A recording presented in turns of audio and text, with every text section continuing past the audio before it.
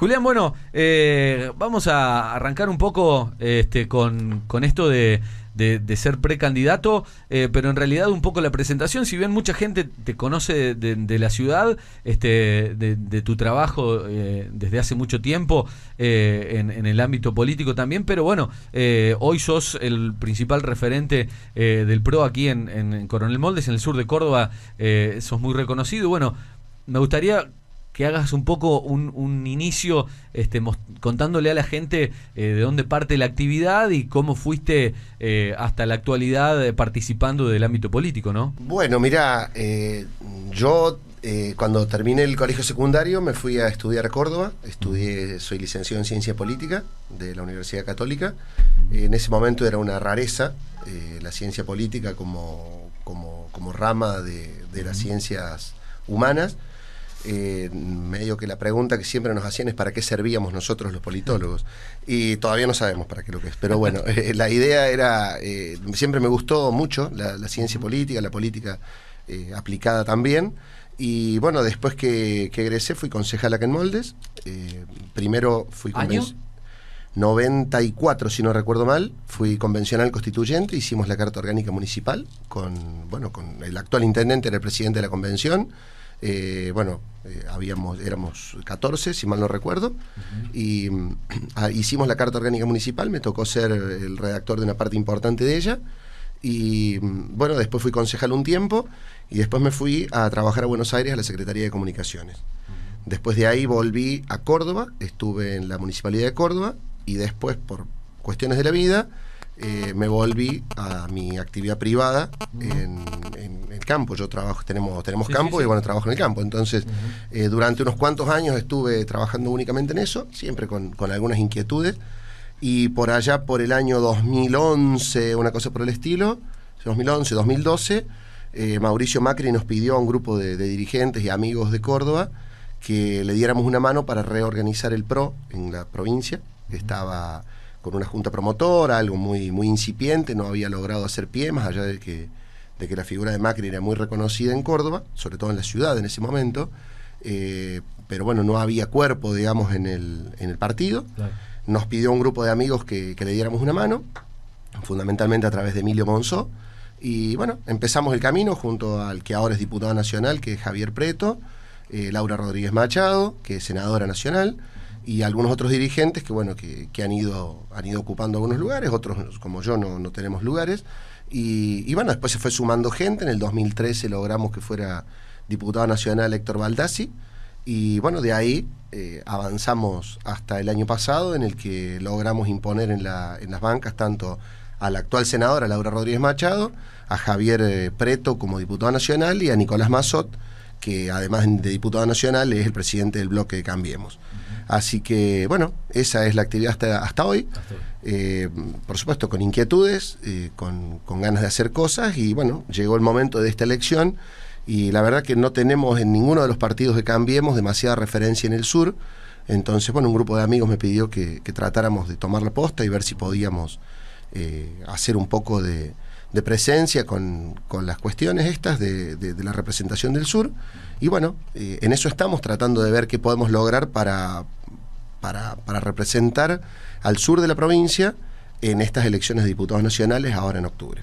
Julián, yo me pregunto, lo que por ahí mucha gente también se preguntará, esto de tener el compromiso, ¿tiene que ver lo de la política? Creo que tiene que ver, y corregime si no pensás igual, con esto de tener mucho compromiso social, ¿no? Con tener esa empatía de ver cuáles son las necesidades que hay. Hoy por hoy, si vos tenés que decirme, bueno, ¿qué es lo que percibís que te lleva a tomar esta iniciativa, que es muy importante, ¿no? ¿Qué necesidades son las que percibís en el sur de Córdoba para emprender este camino que es importante, ¿no? Mira, yo creo que han cambiado sustancialmente algunas cosas de los últimos 2 o 3 años. Yo creo que en la elección de presidente o la presidencial, la última, la de 2015, yo creo que básicamente lo que se percibía era una necesidad de cambio. Por el motivo que fuera. Obviamente no voy a entrar a criticar al gobierno anterior porque no tendría sentido. A esta altura del partido las cosas son como son. Y yo creo que en ese momento la necesidad, por lo menos en Córdoba, en el sur de Córdoba, era la necesidad del cambio. De hecho, Córdoba aportó lo que aportó para que ganara Macri. Para muchos fue casi una definición, ¿no? Lo de Córdoba. Sí, sí, sí, sí, tal cual. Y el sur de Córdoba, para que vos tengas una referencia, la ciudad de Río Cuarto es la ciudad donde más imagen positiva y donde más medía siempre Macri, después que se instaló el partido en Córdoba y que empezó a ser candidato a presidente, después de la capital federal. O sea que Río Cuarto siempre fue una referencia muy importante para el presidente. Esa necesidad de cambio, de que el cambio a nivel nacional, la presidencia haya cambiado, o por lo menos que cambiase el presidente, claro, que cambiasen las formas también. Yo lo que veo hoy es como que ese piso ya está, arranquemos de ahí para arriba. Por supuesto, hay necesidades sociales, hay necesidades de infraestructura, hay necesidades de todo tipo que son puntuales, pero en general, como global, yo creo que lo que la gente reclama es decir, che, pongamos reglas de juego nuevas, o por lo menos, no sé si nuevas, o tal vez viejas, las de hace muchos años, y empecemos de nuevo a construir, pero a construir en serio, es decir, ya no unos contra otros, ya no construir sobre el cadáver del adversario, sino todo lo contrario. Es decir, creo que pasa por ahí las cuestiones digamos, de seguridad, de cuestiones sociales, elementales, de educación, salud, trabajo, son cosas tan elementales que nos olvidamos en el camino, que son las más importantes. Creo que por ahí pasa la cuestión hoy en día. Siempre, hablando de este tema, siempre vamos a rozar por ahí el tema estrictamente político, más allá de lo que pase en la sociedad y la elección, ¿no? A lo que me refiero es esto: uno cuando tiene muchas veces enfrentamientos, a veces uno tiene gente que no lo quiere, ¿no? Como nos pasa a nosotros en la radio, como le pasa al agropecuario, le pasa al almacenero, le pasa a todo el mundo, ¿no?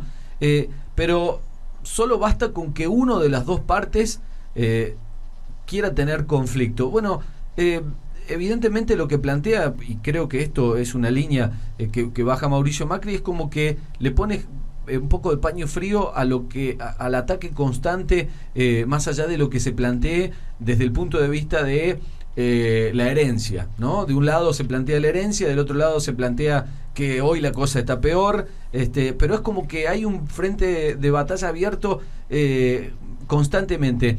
Y en este último tiempo se lo ha visto al presidente como que busca cambiar un poco eso, y quizás en el acto de ayer también hubo un poco eso de tratar de romper un poco con esa grieta. Pero ¿qué pasa cuando del otro lado no te proponen lo mismo, digo? Y es un camino largo. Yo creo que es hora de que terminemos con esto. Es decir, lo hemos visto todos en las familias, en el pueblo. Nos dejamos de saludar con gente que piensa distinto. Es una locura. Es una verdadera locura esto. No, así no se construye ni un país, ni un pueblo, ni una sociedad. No se construye nada. Yo creo que más allá de que electoralmente pueda ser útil confrontar con alguien en determinado momento, que son estrategias, pero una vez que eso pasa, la vida cotidiana tiene que ser normal. No puede ser que en una mesa del domingo no se pueda hablar de política, porque es parte de la vida. Un amigo mío me dijo un día: perdimos el tercer tiempo. Tal cual, él es rugbyer y le gusta mucho el rugby, y me dice: en la política de Argentina perdimos el tercer tiempo. Pero yo creo que va más allá, porque tampoco se puede ir a un partido de fútbol. Matan a una persona porque dicen que es de otro club. Es una locura. Es decir, algo nos pasa como sociedad que va más allá de la política, que obviamente ha sido para mí el fruto de muchos años de exacerbar las diferencias. A ver, si vos estás parado en la tribuna y alguien grita que está al lado tuyo, o frente tuyo, o pasa frente tuyo, es de otro equipo, de tu adversario en ese momento, ¿vas a matarlo? ¿Vas a intentar hacerle algo para que se golpee? Es una locura. Es decir, si no cambiamos eso... En el peor de los casos, lo podés invitar a que se retire del lugar. Pero lógico, es decir, no generes un conflicto, exacto, pero no más de eso. Es decir, hasta ahí el resto es una locura. Es decir, no puede ser que hay fútbol infantil y los padres se pelean, tienen que expulsar a los padres para que los chicos sigan jugando, porque se pelean los padres con los árbitros. Eso es una locura. Es decir, tiene que terminar. Y me parece que el camino es de arriba hacia abajo. Estas cosas no son de abajo para arriba. Esto tiene que ser el ejemplo del que más arriba se encuentra hacia abajo de todos. Me parece que la armonía tiene que ser lo que prevalezca en el país. Julián, digo, es la principal preocupación entre tantas que hay, ¿no? Porque si bien el ámbito comercial, económico, la parte social, la educativa, que creo que también es un tema muy importante, la salud, pero este tema es un tema que entre la parte dirigencial, en este caso del PRO, es un tema que se toca muy seguido, es un tema que preocupa mucho. A ver, hay temas que son coyunturales y tenés que arreglarlos hoy. Es decir, vos no podés estar hoy con hambre porque tenés que comer hoy. Claro. Podés discutir con el vecino, pero tenés que comer. Entonces, digamos, hay cuestiones que son prioritarias y son urgentes, que son las que hay que arreglar hoy. Es como la educación. O sea, la educación no la vas a arreglar de una sola vez y para siempre. Es un plazo de 20 años, una cosa por el estilo. Entonces, tenés que empezar a construir los pilares hoy para lo que venga.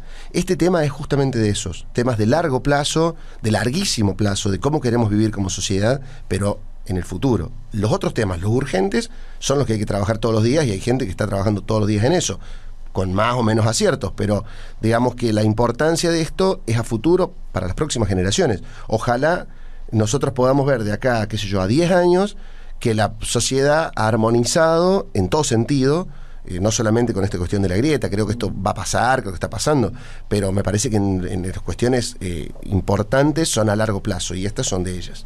En un momento recién de la charla, cuando presentabas un poco, hablabas de el ámbito de la política, de tu carrera, y hablabas del ámbito agropecuario, de tu ocupación también un poco fuera de esto de la política y de tu profesión. Pero digo, ¿cómo ves hoy y cuál sería el cambio? Y esto te lo digo porque es algo que habitualmente tocamos acá en la radio, que es como que constantemente desde la radio tiramos una idea de que el campo tendría que ser otro tipo de campo, ya tendría que romper con alguno de los esquemas de aquel esquema de cosecho, siembro, cosecho y vendo, y como que agregarle algo más. Digo, ¿cómo lo ves al campo hoy? Un tipo que conoce de campo, que es de campo y que al mismo tiempo está dentro de la política. Digo, ¿qué le falta hoy al campo para decir vamos a dar un paso más allá de las ganancias, de los valores internacionales, del USDA y demás? Pero digo, ¿qué le falta al campo de nuestra zona, nuestro campo?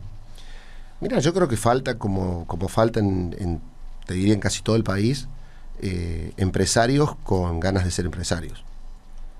Creo que esa es la deuda pendiente del chacarero, del productor agropecuario. Es decir, como decís vos, la matriz productiva de la zona cambió sustancialmente. Es decir, falta saber cuánta gente vivía en el campo antes y cuánta gente vive ahora. Si vos das una miradita fácil y que le contás a cualquiera que no conoce la zona, que viene por primera vez, y le explicas que cada montecito, que cada arbolito que hay en la orilla de la ruta y en todos los campos ha sido una casa, que alguien la hizo, que vino a vivir ahí, que fue un inmigrante, que tuvo familia, que eran 5 o 6 hijos, que fueron a la escuela rural, que trabajaban todos, etcétera, etcétera, que se hicieron las cooperativas primarias de la Sara, la Molde, el Porvenir, la Moderna, todas ellas la hicieron. Y eso fue el germen de Sancor.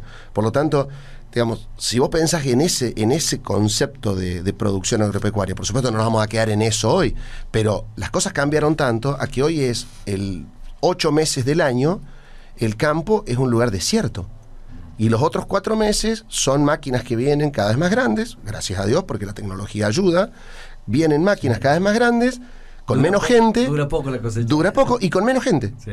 Ahora, ¿dónde va el dinero? Y se va porque el valor agregado de lo que hacemos, del granito de soja, no está en el granito de soja, claro, está en otra cosa. ¿Cómo hace Julián para digamos, porque uno piensa, digo, bueno, nuestra radio tiene el formato de ser no tan estructurada y demás. Entonces digo, uno piensa en aquel gringo que en aquel momento, viste, cosechaba, que tenía la quinta, porque algunas de las cosas que se han ido perdiendo, ¿no? Sí, porque ahora sí, quedó poco, ¿no? En aquella época, y me remito a la experiencia, ponele, íbamos a Fragueiro, en Fragueiro tenía la quinta del tío Emilio, después tenía los animales, y tenía alguna vaquita para la leche, es como que había una variedad importante en el campo que hoy yo creo que se ha perdido. Me parece que hoy... ¿Y cómo haces para que aquel viejo chacarero o aquel moldeado, aquellas cosas, hoy abra la cabeza? Y más aún todavía, digo, las nuevas generaciones, algunos se han ido a estudiar y se olvidaron del campo. El caso tuyo, vos te fuiste pero volviste. Sí, siempre mantuviste una relación con el campo. Digo, ¿cómo haces para que hoy los chicos, los que vienen, ya vayan generando una mentalidad que tenga que ver con convertirse en empresarios? Porque un chacarero no necesariamente puede llegar a ser empresario, ¿no? Es que, ¿sabés lo que pasa? Yo siempre, y lo digo como haber vivido toda la vida en el campo, yo nací en el campo, fui en escuelita rural y de ahí para adelante siempre he estado relacionado con el campo, y actualmente mis hijos van a la misma escuela rural que fui yo, porque creo que hay que tener sentido de pertenencia, creo que por ahí pasan las cuestiones. Saber de dónde venís te va a dar las bases para saber a dónde querés ir. Y si yo mal haría si a mis hijos los mando a un lugar que no conozcan, que no sea el de ellos, me parece que está bueno. Después la vida te lleva a donde te tenga que llevar, y eso está muy bueno. Capaz que termina alguno siendo astronauta, está bárbaro, ¿viste? No importa, pero que la vida te lleve a donde tenga que llevar, pero vos saber dónde estás parado. Ahora, para eso, yo siempre digo, nosotros teníamos cierta vergüenza de ser del campo. Siempre tuvimos cierta vergüenza de ser del campo, porque había como una discriminación, no de nadie en particular, pero sí, incluso hasta autodiscriminación, de que eras alguien más inferior, de que el chacarero era inferior, de que el tambero era esto. Entonces, bueno, había un dicho que decía, che, no entendés esto, sos del campo. Hubo toda una movida con eso, y hoy es al revés, hoy es totalmente al revés. Sí. Ahora, eso no significa que la gente esté en el campo, que la gente piense en el campo con sentido de pertenencia, y me parece que tampoco nos podemos quedar con la imagen de la soja súper que nos hacía comprar lo que queríamos y que hacíamos lo que queríamos, porque el problema es que ahí también metimos la pata, porque nos compramos la camioneta, nos compramos los departamentos, nos compramos otra cosa y no reinvertimos en el campo. ¿Dónde no reinvertimos? En valor agregado. Ahora, obviamente, si vos no tenés políticas claras, no tenés un horizonte real de ganancia, porque en definitiva el que está en el campo quiere ganar dinero y está bárbaro, te vas a comprar un departamento, que es más seguro. Claro. Entonces, si vos tenés una regla clara de que un frigorífico o una planta láctea o una planta de procesado de maíz o de soja o de lo que fuera, o un emprendimiento de avícola tiene a 20 años vista una posibilidad de crecer, de contratar gente, de que los impuestos no te ahoguen y demás cuestiones, bueno, vos podés decir, che, yo pongo mi dinero, pongo mi esfuerzo, pongo mi capacidad y me pongo a trabajar. Ahora, si es mejor la especulación, y hago la especulación. Eso, esa es la idiosincrasia de todo el mundo. Después, obviamente, el compromiso de cada uno con su lugar lo ves en el pueblo. Hay gente que tiene grandes empresas montadas desde el esfuerzo personal, ¿no? Sí. Y me parece que eso está bárbaro, porque es lo que tiene que llegar. Ahora, para eso, vuelvo a lo mismo del principio. Vos necesitas que de arriba para abajo, primero te marquen reglas de juego claras. Te digan, señor, si usted va a exportar o si usted va a hacer un producto de exportación, sepa que lo va a hacer durante 20 años. Es una política de Estado. No puede ser que estemos viendo, se va este gobierno en el 2019, va a venir otro, me va a cerrar las exportaciones, yo armé novillo de exportación, ya no me sirve, me fundo. No sirve. Si tengo que pensar en otra cuestión, hay industriales, empresas que se manejan con políticas así a corto plazo, se instalan y como se instalan se van, y después ocasionan doble problema. Pero por supuesto, además después tener el problema social de la gente que te dejan en la calle, de los impuestos que no pagan, de la infraestructura que arruinan.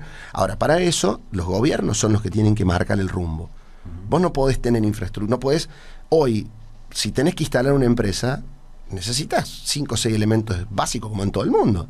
Necesitas agua, necesitas luz eléctrica, necesitas infraestructura, ferrocarril, pavimento, lo que fuera, pero también necesitas una base impositiva real y que no te ahogue. Es decir, vos no podés arrancar una empresa pensando que si va a ser exitosa en tanto y en cuanto la matriz impositiva cambie, o buscando alguna manera. Eso no funciona. Tiene que ser que vos digas, a ver, si esta empresa se instala acá, por 10 años tiene tal beneficio impositivo, supongamos que lo hubiera, claro, o no tiene por qué necesariamente ser así, pero que vos tengas las reglas claras, que sepas que no te la van a cambiar a mitad de camino y que factores externos a tu producción y a tu capacidad te fundan. Hoy Argentina la ves con más previsible, digamos, lo que le ha dado Macri es un poquitito más de previsibilidad. Sí, sin duda. A ver, yo no creo que sea solo Macri, creo que Macri es la figura que en este momento encarna ese cambio. Ahora, yo creo que cualquiera que llegara al gobierno en el momento de las elecciones iba a tener que hacer ese cambio, porque necesariamente la sociedad lo estaba pidiendo. Sí, de hecho, el 1 de abril la sociedad volvió a pedir lo mismo. Volvió a decir, la gente está dispuesta a movilizarse porque no nos roben algunas mínimas cosas, como la tranquilidad social, Sí. es decir, por lo menos. Es decir, que no nos compliquen con esas cuestiones. Hablando de nuestro ámbito acá, de lo más cercano, ¿cómo ves el tema de Sancor? ¿Qué opinión Yo te veo merece? complicado, yo veo complicado a Sancor porque Sancor está complicado. Si hoy escuchaba una reflexión que hacían en otra radio, y la verdad que me resulta bastante similar a lo que yo pienso. Es decir, una empresa en la que no podés confiar porque está corrompida, no solamente por lo que se pueda robar, sino corrompida por distintas cuestiones, porque no es fiel a la producción, porque escuchaba lo que cobra el sindicato extra por cada empleado, que son 3.600 pesos y son muchos empleados. Entonces, digamos, todo ese tipo de cosas lleva a que la empresa, si no logra entender que el rumbo es otro, va a ser difícil que se sostenga en el tiempo. Porque sí, ahora el gobierno le va a otorgar 450 millones de pesos, que ya se los otorgó, pero ¿y qué sigue después? Pero la condición fue que tiene 6 meses para regularizar la situación. Tal cual. Porque si no, se repetía lo que pasó con el gobierno anterior. Tal cual. Que también tal cual. hizo el salvataje, pero dejó Tal cual. rienda suelta, ¿no? Y no es cuestión ni del empleado de la planta de moldes, ni del directivo de X, es el conjunto. Ahora, los que han dirigido la empresa durante 20 años, por decir un tiempo, y bueno, son responsables de lo que está pasando. Lo de Sancor, digo, yo soy nacido con mi familia, que hemos vivido y me he desarrollado con el trabajo de Sancor, y desde que tengo uso de razón recuerdo de que Sancor estaba por cerrar. Siempre fue algo histórico de que está complicado, Sancor está por cerrar, y nunca caía. Y creo que en esta oportunidad me parece que se intensificó. Ojalá que no, y ojalá que se pueda acomodar, y seguramente se va a arreglar, porque seguramente va a haber gente capacitada que lo va a hacer. El tema es que vos, me parece que no podés... a ver, yo creo que Sancor dejó de ser, cuando dejó de ser de los productores, de sus verdaderos dueños, Sí. empezó a perder la posibilidad de ser líder en el mercado, porque pasó a ser una empresa de gerentes y no de sus dueños. Y me parece que ahí es donde empezó a perder... Dejó de ser la cooperativa. Dejó de ser la cooperativa. Es decir, cuando la administraba gente que eran los dueños reales y que les dolía, empezó a hacer otra cosa. Empezó a ser una empresa de gerentes donde los dueños solamente eran los dueños de la producción y eran una de las variables de ajuste siempre. Porque las variables de ajuste siempre fueron dos, el tambero y el empleado. Es decir, no hubo mucho. El resto no hubo más que eso. Para ir cerrando y agradecerte el tiempo de haber llegado hasta aquí, hasta el estudio de la radio, la verdad que hacía rato que tenía ganas de tener una charla, porque te había escuchado muchas veces que te nombraban, pero en realidad digo, bueno, está bueno esto de poder mirarse la cara, poder escuchar lo que uno dice y lo que el otro también opina, y como decíamos recién, salir un poco de esas divisiones y entrar un poco en el detalle de poder ver qué se puede construir, qué se puede hacer para adelante. Hacer algo beneficia a unos y a otros, en eso no hay Así nada es. en el medio, ¿no? Digo, con respecto a esta precandidatura, puntualmente, para la gente que está del otro lado, dice, y bueno, y cuando tenga que votar, ¿cómo hago? Explícale un poco qué es esto de la precandidatura. Bueno, esto es precandidatura porque en la provincia y en la nación tenemos las PASO, que son las primarias abiertas, simultáneas y obligatorias, por eso se llaman PASO, que es donde los partidos, en este caso de nuestro frente, que es Cambiemos, dice cuáles son sus listas. Supongamos que el PRO lleva una lista y supongamos que el radicalismo lleva otra, o que el Frente Cívico lleva otra. Entonces, supongamos que van las 3 listas, se hace la elección y de esas 3 listas sale una definitiva. Habrá alguno que tiene más cargos porque ganó la elección, etc. Una especie de la interna tradicional, nada más que es para todos los partidos el mismo día, que van a ser en agosto. Y 13 de agosto, ¿no? El 13 de agosto. 13 de agosto. Para todos los partidos el mismo día y con todas las líneas internas que se quisieran presentar.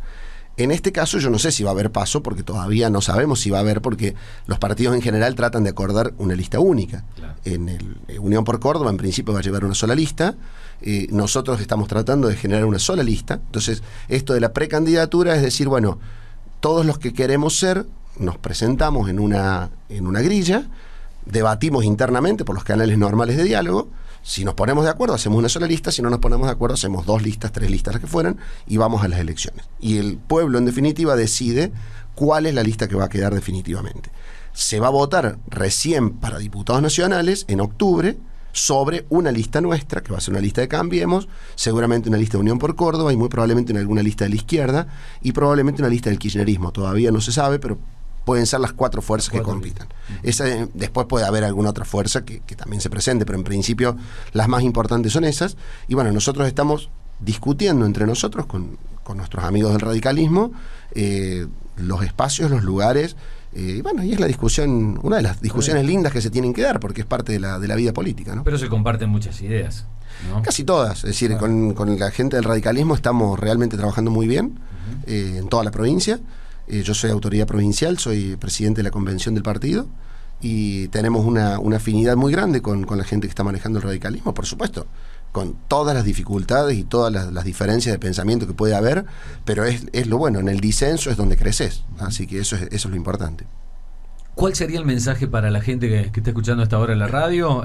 6 minutos para llegar a las 12 del mediodía, en el segundo día del mes de mayo de 2017. ¿Cuál sería el mensaje en el ámbito personal? Te lo voy a preguntar, y por ahí es coincidente, o seguramente es coincidente con el espacio que representás. Pero, digamos, ¿cuál sería tu mensaje hoy para la gente, para aquel que está contento porque la realidad le sonríe, para aquel que está triste porque no le pasa lo mismo, para aquel que ayer festejó con su trabajo y para aquel que ayer le pidió y le prendió una velita a San Cayetano, al Cristo de la Buena Muerte o a quien sea, para que llegue el trabajo, y para aquel que lo estira y que no le llega? Bueno, digamos, ¿cuál sería ese mensaje para toda la gente que está escuchando ahora en general, de tu parte, con respecto a lo que se viene, ¿no? Al presente y a lo que se viene ahora cortito? Mira, yo creo que básicamente nosotros tenemos que creer en nosotros mismos. Cuando creemos en nosotros mismos vamos a ser mejores, y como sociedad, cuando empecemos a creer en nosotros mismos y que tenemos la fuerza, la real fuerza de cambiar las cosas, las vamos a cambiar. Las cosas están cambiando, no tan rápido como uno quisiera, ojalá fuera mágico, la magia no existe, los caminos son lentos, difíciles, tenemos que entender que venimos de una situación muy complicada como país, por el motivo que fuera, y me parece que lo importante es la esperanza. Es la esperanza y ser capaces nosotros mismos de cambiar todos los días y apuntar a tener un futuro mejor. Y mirar para atrás, mirar a tus hijos, mirar a la persona que tenés al lado y decir, mañana voy a hacer un esfuerzo más grande que el que hice hoy para que todo sea mejor por ellos. Porque en definitiva creo que la cuestión pasa por, más allá del dinero que uno pueda tener en el bolsillo y que cada cual la pelea, es ¿qué hice para ser mejor persona hoy que ayer? Me parece que ese es el gran mensaje que tenemos que tener los argentinos. Obviamente nuestra zona está mejor que otras, en las ciudades la gente no la está pasando bien, en los pueblos, más allá de que seguramente hay necesidades, pero podemos ver que ya la cosa empezó a andar, empezó a arrancar lentamente, hay más trabajo, va a haber más trabajo todavía, si vos empezás a ver algunos planes de inversión y demás cuestiones, realmente la cosa creo va por el buen camino. El sábado estuve con la gente de la Cámara de Industriales del Alcohol de Maíz y van a invertir 300 millones de pesos en la zona del sur de Córdoba. Es decir, por ejemplo, van a duplicar la planta de Bio 4 en Río Cuarto. Eso significa que si hoy hay 200 empleos, probablemente va a haber más de 300. Entonces, 100 lugares más genuinos de trabajo no son poca cosa, porque además eso genera un montón de otro movimiento y genera el contagio, que es lo que hablábamos al principio. Genera que el chacarero que ve que eso funciona puede hacer algo similar en su pueblo, en su lugar, y empezar a desarrollar alguna cosa. Y eso es trabajo. Y creo que la obligación moral que tenemos cada uno de los argentinos, que tenemos la posibilidad de darlo, es dar trabajo. Si nosotros nos comprometemos no solamente a sembrar el campo, sino a darle trabajo a una persona de un semejante nuestro que lo necesita, vamos a mejorar. Seguramente vamos a mejorar. Gracias, Julián, por estar acá. No, por favor, gracias a vos. De verdad. Siempre una buena alternativa para cuando estés por aquí, que nos juntemos a charlar un rato y contarle a la gente de las cosas buenas que van ocurriendo y también las que hay que cambiar y las que hay que ir mejorando. Era Julián Chasco con nosotros aquí en el estudio de la radio, dialogando con su precandidatura, hablando un poco de la realidad del país y mucho de lo que nosotros queremos saber desde aquí, desde esta pequeña población del sur de la provincia de Córdoba, pero no por pequeña es menos importante. Seguimos en la mañana haciendo Q Matina.